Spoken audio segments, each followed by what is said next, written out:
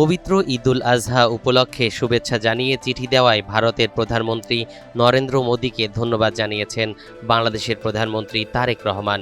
ভারতীয় প্রধানমন্ত্রীর শুভেচ্ছাকে অত্যন্ত সৌহার্দ্যপূর্ণ আখ্যা দিয়ে তিনি দুই দেশের জনগণের মধ্যে সম্পর্ক আরও সুদৃঢ় হওয়ার প্রত্যাশা ব্যক্ত করেছেন।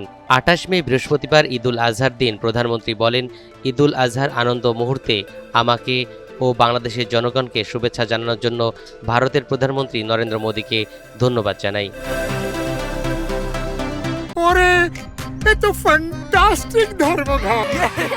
বেস্ট ইনগ্রিডিয়েন্ট ও ইউরোপীয় মেশিনে তৈরি মজাদার কেক ফ্যান্টাস্টিক, যে ফানে সবাইকে টানে।